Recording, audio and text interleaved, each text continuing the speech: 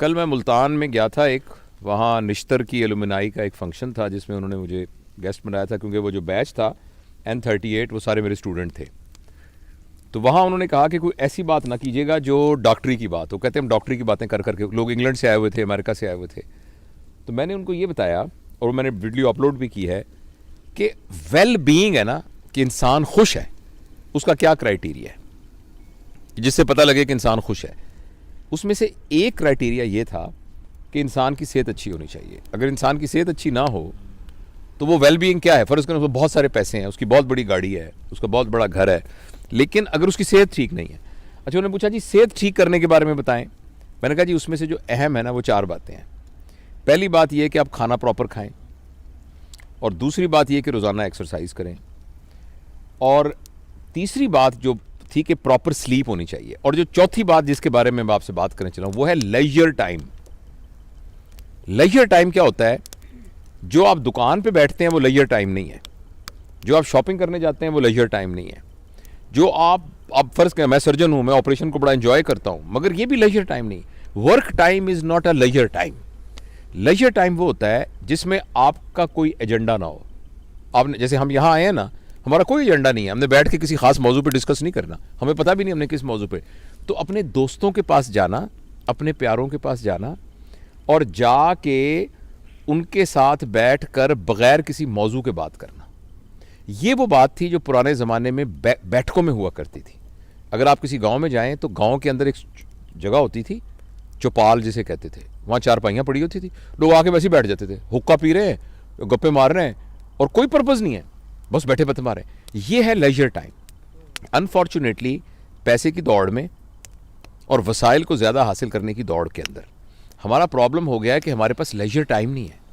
और आपने ये चीज़ अगर देखनी हो ना तो वेस्ट में जाके देखें कि वहाँ इतनी कैलकुलेटेड लाइफ है कि एक महीना, मैं अभी इंग्लैंड जाना था तो मेरे एक दोस्त आए, तो मैंने कहा मैं आऊँगा, वो कहते बहुत मुझे खुशी होगी लेकिन मेहरबानी करके मुझे 2 महीने पहले बताना। अच्छा, हमारे गाँव में ये होता था कि जैसे पंजाबी में ना पैण ये कह के दरवाज़ा खोल के अंदर चले गए। पैण भी ज़ोर से इसलिए कहते थे कि अगर किसी ने पर्दा वर्दा ना किया हो, सर पे दुपट्टा नहीं है तो वो ले लो। और मुझे याद है मेरे वालिद साहब, वो हम मुल्तान में रहते थे, फिर इस्लामाबाद में भी, कि उनके दोस्त आते थे, रोज़ शाम को दोस्त आते थे और वो आके बैठक में बैठ जाते थे। मुझे कभी हम उनके घरों में जाते, मैं चूँकि अकेला माँ बाप का बेटा था तो अबू मुझे भी साथ ले जाते थे। वहाँ वो आराम से बैठे थे, गप्पे मारते थे, कहानियाँ सुनाते थे। वो लेजर टाइम जो है हमारी लाइफ में से निकल गया, और हमें कोई ना कोई इस बात का ज़रूर एहतमाम करना चाहिए। और मैं इस बात को अंडरस्टैंड करता हूँ कि ये रोज़ मुमकिन नहीं है क्योंकि आपके पास वर्क, लेकिन कम अज़ कम हफ्ते में 1 दिन, 15 दिन में 1 दिन। और दूसरा, हमारे माशरे में ना हॉलीडेज़ का रिवाज नहीं है। वेस्ट में आप देखिए, जो भी बंदा अपने वेल कहेगा, well I have my children are working, I have got my own house and I have a decent holidays. तो डिसेंट हॉलीडेज़ होना जो है ना वो एक क्राइटेरिया है वेल बीइंग का। लेकिन हम आजकल हमारे इस माशरे में ना हॉलीडेज़ का कॉन्सेप्ट नहीं है। हम हॉलीडेज़, तो हमें हॉलीडेज़ ज़रूर करनी चाहिए, और बड़ी हॉलीडेज़ नहीं कर सकते, छोटी हॉलीडेज़ करनी चाहिए जिसमें आप 4-5 घंटे के लिए दोस्तों के साथ बैठे हैं और गप्पे मारते हैं। इसके अलावा एक चीज़ जिसको हम निगलेक्ट करते हैं और जिसका नबी करीम सल्लल्लाहु अलैहि वसल्लम ने बड़ा कहा है, वो है सिला रहमी। सिला रहमी का मतलब होता है अपने रिश्तेदारों से ताल्लुक़। यानी गांव में हमारे अजीज़ रिश्तेदार रहते हैं, शहर में रिश्ते थे, हमें कम अज़ कम 15 दिन बाद, महीने बाद उनके पास जाना चाहिए, उनसे मिलना चाहिए, उनकी खैर खबर लेनी चाहिए। तो मैं बस अपनी बात को ख़त्म करने से पहले एक छोटा सा आपको वाक़या सुनाता हूँ। मैं कोशिश करता हूँ कि 8-10 मिनट से लंबी बात ना हो ताकि लोग उसको सुन सकें, लेकिन ये बड़ा एक शानदार मैं इस्लामाबाद गया इम्तिहान लेने के लिए, FCPS का इम्तिहान लेने के लिए। वहाँ इस्लामाबाद होटल में मैं ठहरा। तो जब मैं इस्लामाबाद में ठहरा तो मैं चूँकि वहीं पड़ा बड़ा हूँ और वहीं सारा, तो मुझे ऐसे ख्याल आया, तो मैंने एक दोस्त को फ़ोन किया, उसका नाम मिराज है, सुन रहा होगा शायद, न्यूरो सर्जन है वो। मैंने कहा यार माजे में आया हूँ इधर, तो किधर है तू? तो कहता तुम कहाँ ठहरे हो? मैं कहा मैं इधर हूँ जो इस्लामाबाद होटल में जिसका नाम हॉलीडे है। तो वो कहने लगा कि ले मैं तो उसके सामने सड़क से गुजर रहा हूँ, कौन सा कमरा है तुम्हारा? मैंने बताया, कहता मैं आ रहा हूँ। अच्छा, वो आ गया। अच्छा, इतने में ना उसने कहा यार इसके साथ ही महबूब इलाही रहता है, वो खबर में काम करता था, खबर तो वहाँ कोई एडिटर शेडिटर था, तो उसने कहा मैं उसको भी बुला लेता हूँ। वो महबूब इलाही भी आ गया।